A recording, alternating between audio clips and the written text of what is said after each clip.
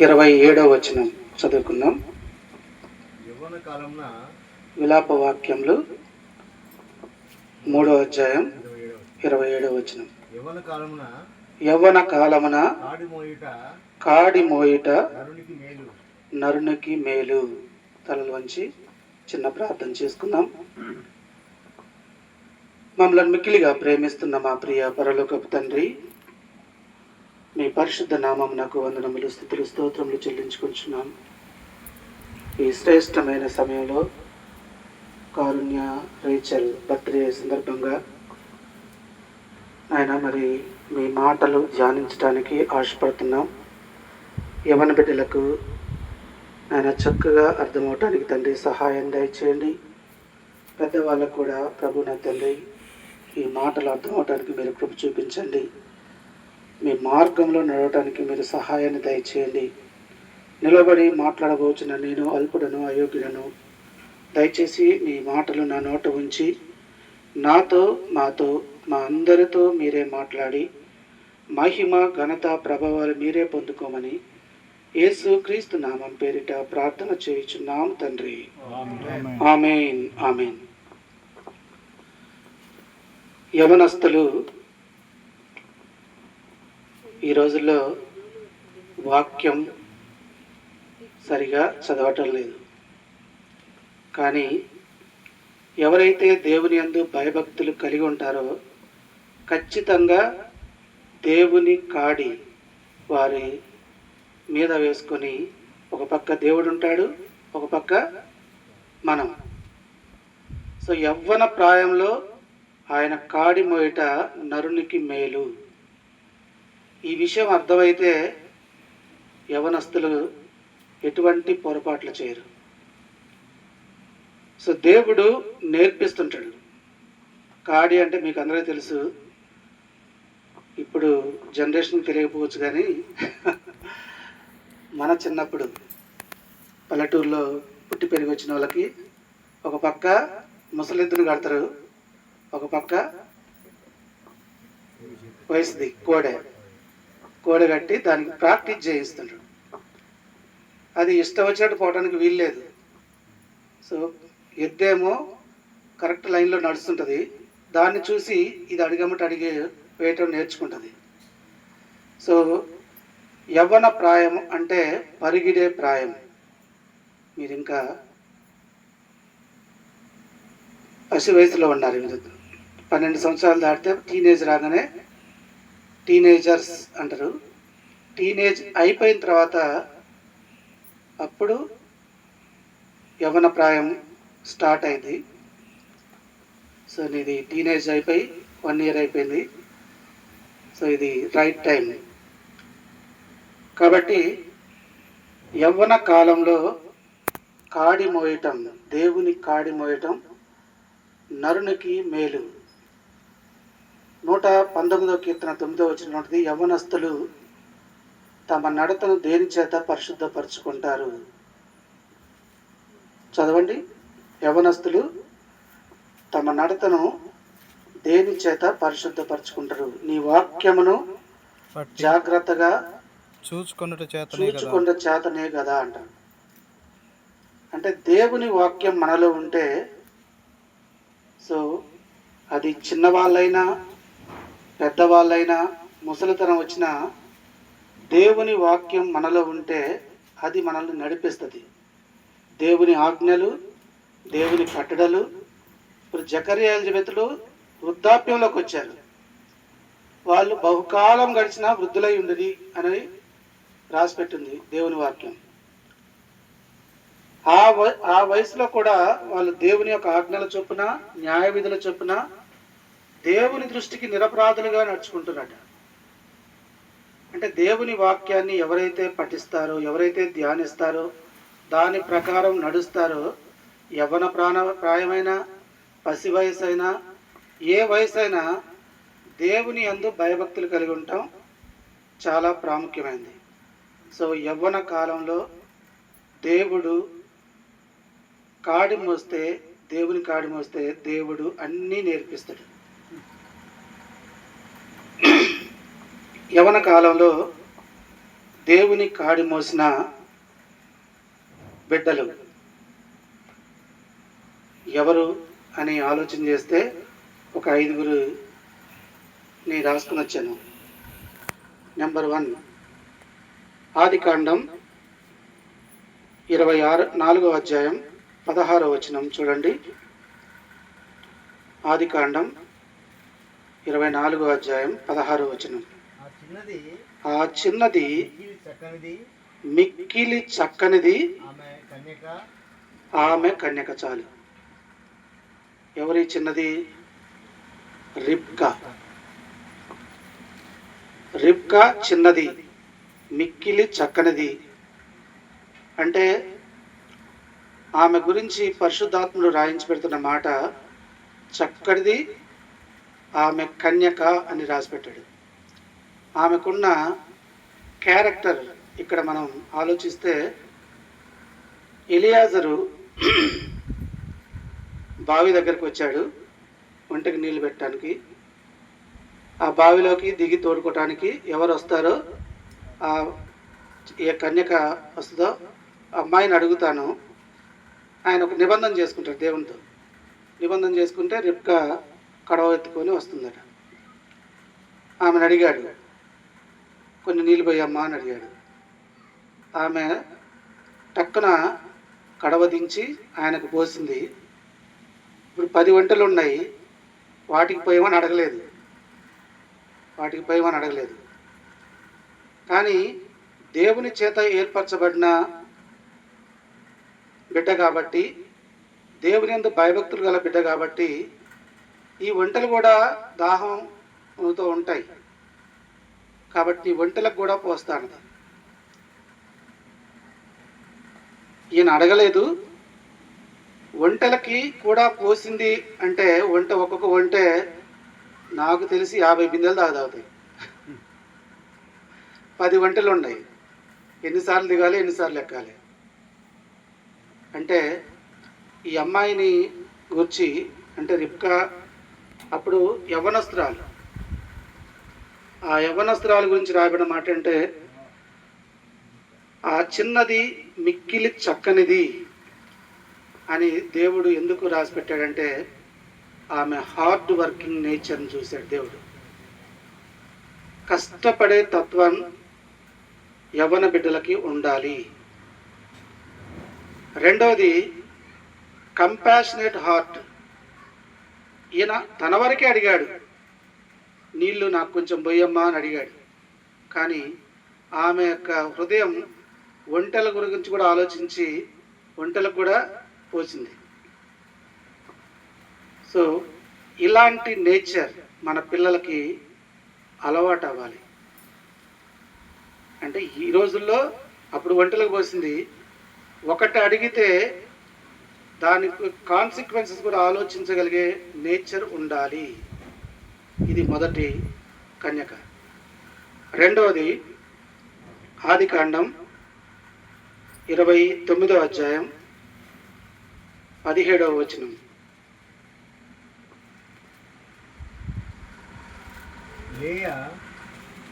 లేయా సరే, ఇప్పుడు లేయా సంగతి కాదు, తర్వాత చదువు.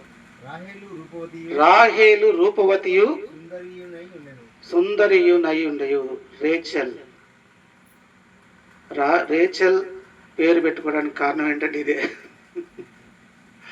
ఎవరైనా మరి రాహేల్ పేరు పెట్టుకుంటారు, లేయా పేరు పెట్టుకున్నట్టు ఎక్కడ చూడలేదు ఇంతవరకు. తీసుకున్నా. రేచల్ ఆమె సుందరియు రూపవతియునై ఉండెను. ఈమె ఏం చేస్తుంది అంటే తన తండ్రి మందను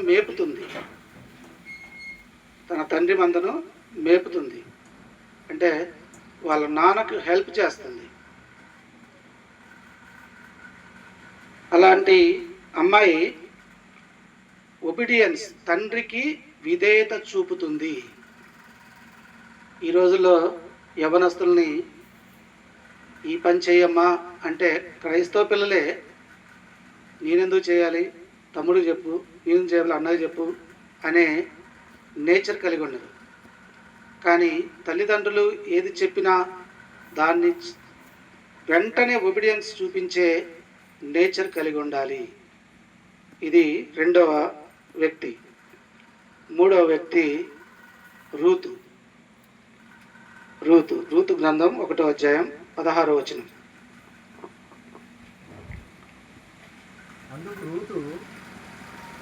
అందుకు రూతు నా వెంబడి రావద్దనియు నన్ను విడిచిపెట్టమనియు నన్ను బ్రతిమాలు కొనవద్దు. నీవు వెళ్ళు చోటికే నేను వచ్చేదను, నీవు నివసించిన చోటే నేను నివసించేదను, నీ జనమే నా జనము. ఇది ఈ మాట, నీ దేవుడే నా దేవుడు. రూతు కమిట్మెంట్ మనం చూస్తాం. ఓర్ప తన అత్తను ముద్దు పెట్టుకొని వెళ్ళిపోయింది. తన లైఫ్ ఏమైపోయిందో తర్వాత పరిశుద్ధాత్మ దేవుడు రాసి పెట్టలేదు. రూతు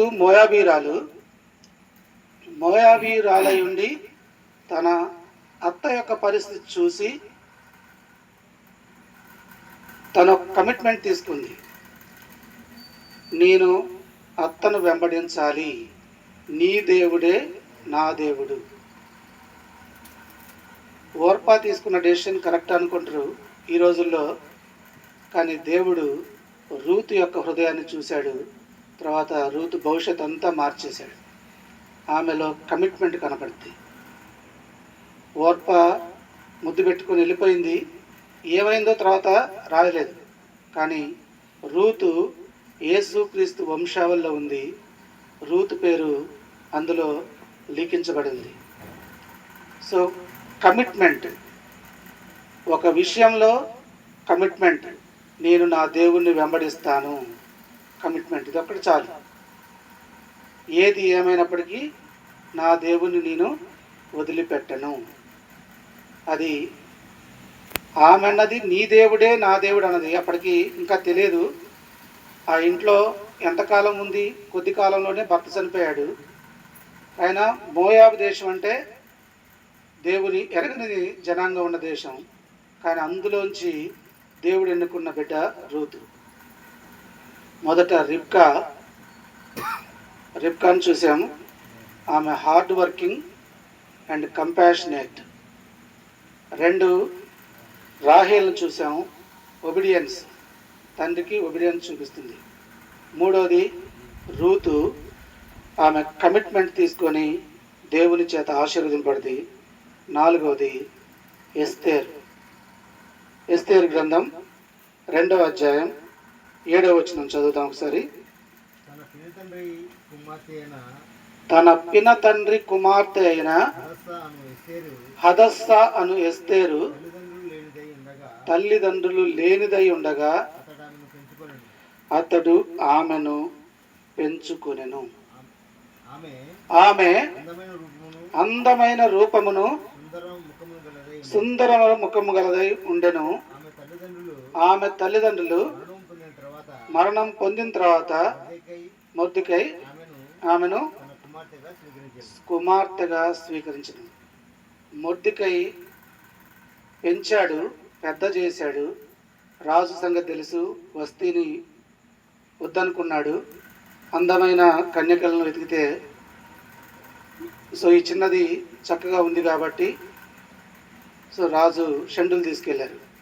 మొర్దెకై అప్పుడు ఒక మాట చెప్పాడు, నీ వంశమును కానీ నీ జాతిని కానీ నువ్వు చెప్పొద్దు.